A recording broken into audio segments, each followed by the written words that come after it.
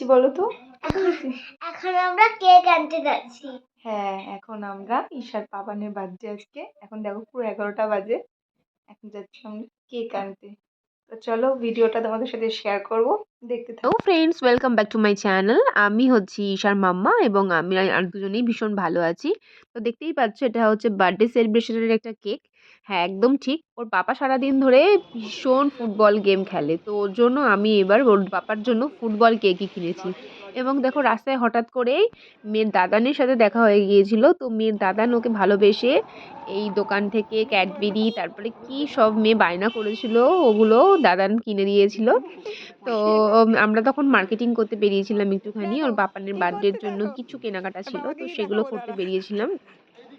তো তারপরে আমরা ওখান থেকে কিছু কেনাকাটা করে বেরিয়েছিলাম। আবার আমরা হচ্ছে গিয়ে ওর পাপানের জন্য ক্যাপ, তারপরে হচ্ছে তোমার ঘর সাজানোর সব জিনিসপত্র এইসব নিতে। তার আগে মিষ্টি-টিষ্টি এগুলো সব নিয়েছিলাম।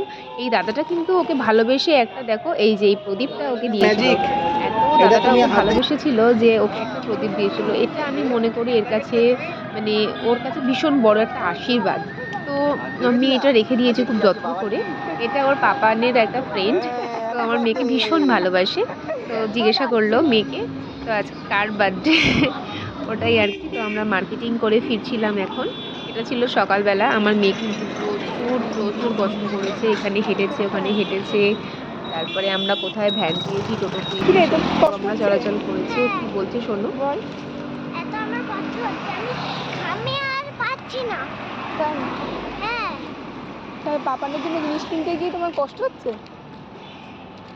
না, বাড়ি এসে গেছি, আর একটু আছে হয়ে যাবে? হ্যাঁ, শিওর? sure, তাহলে আর একটু কষ্ট করতে পারবে তুমি? হ্যাঁ। তাহলে চলো আর একটু কষ্ট করে আর কি করা যাবে। টাটা। দাদা হ্যাঁ, এই আমরা বাড়ির গলির দিকে ঢুকে গিয়েছি। এখন আমরা বাড়ির দিকে ঢুকছি। জেসিকে অনেকক্ষণ একা রেখে বেরিয়েছিলাম। কিছু করার ছিল না, কিছু কেনাকাটা ছিল, বেরোতে তো হতোই। তার জন্যই আমরা বেরিয়েছিলাম। তো জেসি একটু একাই ছিল ঘরে। কেনাকাটাগুলো এখন না করলে সন্ধ্যেবেলাগুলো সব গোছাগুছি করতে পারতাম না। ওর পাপান ছিল অফিসে, ওর পাপানকে সারপ্রাইজ দেওয়ার ভীষণ ইচ্ছা ছিল। তো ওই দেখো জেসি দাঁড়িয়ে আছে। আমরা হচ্ছে গিয়ে এই সবগুলো কেনাকাটা করেছিলাম। এই যা দেখতে পাচ্ছ এগুলো সব কেনাকাটা করেছিলাম। আর মেনলি হচ্ছে গিয়ে যে দেখতে পাচ্ছ এই যে প্রদীপটা, এই প্রদীপটাই দাদা গিফট করেছিল। এই যে জল দিলে জলের যে প্রদীপগুলো সেটা। তো এটা যাই হোক না কেন আমার আমার কাছে এটা আমার মেয়ের জন্য বিশাল বড় আশীর্বাদ। এটা ওর ভালোবাসার জিনিস, ভালোবেসে দিয়েছে দাদাটা ওকে। এটাই অনেক। এইগুলোই কেনাকাটা হয়েছিল। তো তারপরে চলছিল হচ্ছে গিয়ে ঘর সাজানোর পালা। তা মেয়ে ঘুমাচ্ছিল তখন। আমার তো সারা দুপুর রেস্ট হয়নি আর। আমি এই নিয়ে মানে উঠে বসে গেছি এবার সব গোছাগুছি করার জন্য। তো আমি সব গোছাগুছি করছিলাম। এবার তাড়াতাড়ি করে চেষ্টা করছিলাম, কারণ ওর পাপানের অফিস থেকে ফেরার টাইম হয়ে যাচ্ছিল। আমি ওর পাপানকে সারপ্রাইজ দেওয়ার চেষ্টা করছিলাম। কারণ হচ্ছে গিয়ে সেইভাবে তো এখন আর কিছু হয় না। অ্যাকচুয়ালি মেয়ের পিছনেই সারাটা দিন সময় চলে যায়। পাপানের সাথে সেভাবে সময় কাটানো একদমই হয়ে ওঠে না। এটা সবার ক্ষেত্রেই হয়। আমি জানি আমরা যারা মা তারা প্রত্যেকেই আমরা আলাদা করে আর হাসব্যান্ডের সাথে সময় কাটাতে পারি না। প্রত্যেকটাই আমরা বাচ্চা হয়ে যাওয়ার পরে বাচ্চার প্রতি আমরা এতটাই দায়বদ্ধ ধ্যানে মগ্ন হয়ে যাই যে আমরা বাচ্চার দিকে এতটাই সময় দিই যে হাসব্যান্ডের জন্য আর সেই সময় পাওয়াই যায় না। তো সেই জায়গায় দাঁড়িয়ে এই ভেবেছিলাম একটু সারপ্রাইজ দিলে হয়তো পাপানকে একটু খুশি করতে পারবো। এই আশা থেকেই আর কি আমার এই গোছাগুছি, তোড়জোড় হয় না? যতই যাই হোক না কেন, ঝগড়া, ঝামেলা, মারামারি, খুনসুটি যাই হোক না কেন, কিন্তু কর্তামশাই তো কর্তামশাই, তাই না? তো একটু হলেও সেই ভালোবাসার জায়গাটা থাকে কর্তামশাইয়ের জন্য। তো সেটা থেকেই আমি আজকে এইটা এনেছি। তো এইটা হচ্ছে গিয়ে পটাপট করে নিলাম। আমি কিন্তু এগুলো কোনোদিনও আগে হচ্ছে গিয়ে করিনি। মানে এইগুলো কী করে মানে খোলায়, কী করে আমি কিন্তু জানতামও না। হ্যাঁ, জাস্ট মনের জোরে। হুম? মনের জোরেই আমি আর কি এগুলো সবকটাই ফুলিয়েছি, হ্যাপি বার্থডে লেখা যেইগুলো। তারপরে মেয়ে ঘুম থেকে উঠেছে দেখো হাই তুলছে। তো মেয়ের সাথে মজা করে হচ্ছে গিয়ে এগুলো ফোলাচ্ছিলাম। হ্যাঁ, তারপরে কিন্তু মেয়েও কিন্তু অনেক রকম আমাকে ট্রাই করেছে হেল্প করার জন্য। বলছে, "মা দাও, তোমার অনেক কষ্ট হচ্ছে, আমি তোমায় করে দিই।" আমায় প্রচণ্ড ভালোবাসছিল। ও খুব খুশি হয়েছিল। ও কিন্তু প্রত্যেককে ইনভাইট করে এসেছিল। যে কটা দোকান থেকে আমরা জিনিসপত্র কিনেছি প্রত্যেকটা দোকানে গিয়ে বলেছে আজকে আমার পাপানের বার্থডে, সবাই বলেছে আমরা যাবো, বলছে হ্যাঁ এসো। সবাইকে ইনভাইট করে এসছে। আমার মেয়ে গিয়ে ওর পাপানের বার্থডে বলে এসছে আজকে ওর পাপানের বার্থডে। তো হচ্ছে কি আমি ওর পাপানকে ফোন করে বলেছি তোমার কিন্তু আজকে অনেক অতিথি আসছে, তুমি কি খাওয়াবে লিস্ট রেডি করো, খাবার দাবার নিয়ে আসবে, সবাই খেতে আসবে আজকে। তো এটাই হচ্ছে কথা। তো এইভাবে গিয়ে মানে সারা সন্ধ্যে পরে প্রচুর আনন্দ হয়েছে, বলতে গেলে হচ্ছে কি ঈশা প্রচণ্ড আনন্দ করেছে। ওর পাপানের বাড়িতে তো ও আনন্দ করেছে প্রচুর, এটা কিনেছে ওটা কিনেছে, দোকানে গিয়ে পছন্দ করে বলছে মা আমি এটা নেবো এটা নেবো। ইভেন ওই যে তোমার ফাটায় না ওই ধাম করে আওয়াজ হয় ওগুলো পর্যন্ত ওই পছন্দ করেছে। তাই আমি বলছিলাম ওগুলো নেবো না, কারণ আমি ওটা ফাটাতে পারি না সত্যি কথা বলতে গেলে। তাও ও এত বায়না করছিল বলে দাদাটা দোকান থেকে বলছিল কি নিয়ে যাও পয়সা দিতে হবে না, আছে কি না না ওরকম কোনো ব্যাপার না, অ্যাকচুয়ালি আমি নেবো না বলছিলাম। তো যাই হোক ও এত বায়না করছিল বলে আমি ওটা নিয়েছিলাম। তারপরে গিয়ে দাদা ওকে ওই ক্যান্ডেলটা গিফট করেছিল। মানে দাদা একটা ওকে কিছু দিতই, মানে আমি দাদাকে বললাম দাদা তুমি কি একটা কিছু দেবেই ওকে, একটা এরকম চিন্তা ভাবনা। তো দাদা হাসছিল, দাদা তোকে ওকে ওটা গিফট করেছিল। তো যাই হোক দেখছো এগুলো আমাদের ঘর গোছানোর পর্ব, কারণ ওর পাপানও চলে আসছে বলে তাড়াহুড়ো করছি প্রচণ্ড। এদিকে মেয়েও উঠে গেছে, ওকে একটু খাওয়াবো, প্রচণ্ড তাড়াতাড়ি করছি যে কত তাড়াতাড়ি হবে। তারপরে জেসিও বেলুন দেখলে ভীষণ ভয় পাচ্ছে, ও খালি পালিয়ে যাচ্ছে, আমরা যেখানে বেলুন ফোলাচ্ছি ওকে যতবারই দেখছি ও পালিয়ে যাচ্ছে। সত্যি কথা বলতে গেলে জেসি বেলুন প্রচণ্ড ভয় পায়।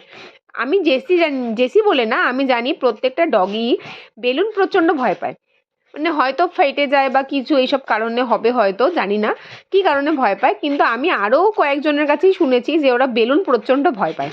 তো আমি অনেকবার ওকে ডেকেছি জেসিকে, জেসি আয় এখানে বস, ও আমি বেলুন ফোলাচ্ছি দেখে ও সেই রান্নাঘরে গিয়েই বসে রয়েছে, ও আর ঘরে আসার কোনো নাম নেই। যতবারই বেলুন ফোলানো হচ্ছে ও কিন্তু আর এখানে নেই, ও কিন্তু একদম সোজা রান্নাঘরে।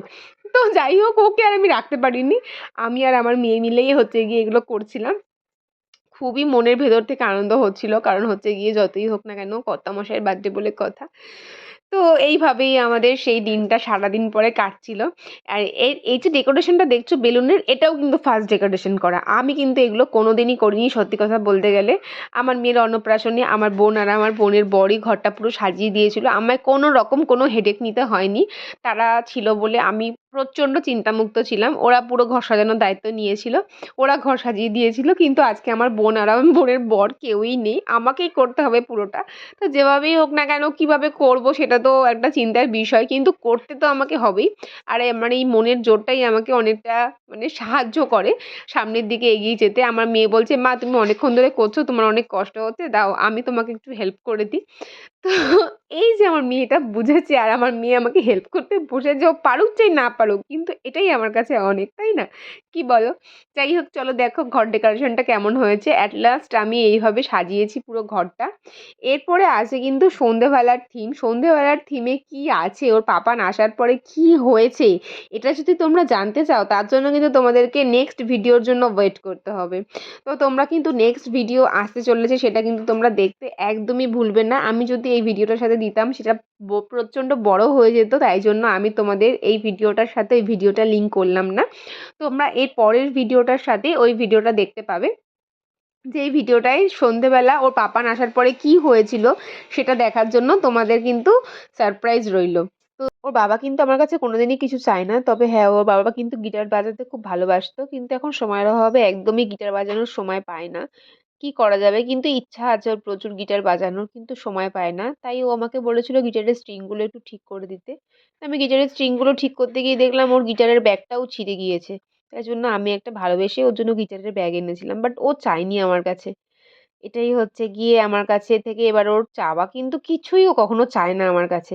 যাক এটা পেয়ে ও আমার কাছে অনেক খুশি হয়েছে, কিন্তু ওর সময় এত কম যে ওর ইচ্ছা থাকলেও বাজাতে পারে না, কিন্তু কি করা যাবে। যাই হোক, তো আমার ইচ্ছা আছে যে ওর ইচ্ছাটাই আমি পূরণ করব, মানে আমিই শিখবো যাতে ওর একটু ইন্টারেস্ট হয় শেখার জন্য। তো ব্যাস চলো নেক্সট ভিডিও আসছে তোমাদের জন্য। যারা আমার চ্যানেলে এখনো পর্যন্ত নতুন, আমার ভিডিও দেখেছো ভালো লেগেছে অথচ লাইক ভিডিও শেয়ার অথবা কমেন্ট এখনো কিছুই করনি, তো প্লিজ আমার ভিডিও যদি ভালো লেগে থাকে তো তোমরা প্লিজ আমার ভিডিও লাইক করে দিও, শেয়ার করে দিও আর কমেন্ট করে দিও, যাতে আমি নেক্সট ভিডিও করার জন্য এনকারেজ পাই। তো প্লিজ আমার ভিডিও ভালো লাগলে একটা লাইক কমেন্ট শেয়ার করো। তো চলো বাই, নেক্সট ভিডিও আসছে, তো দেখতে থাকো ঈশা ডায়েরি, বাই।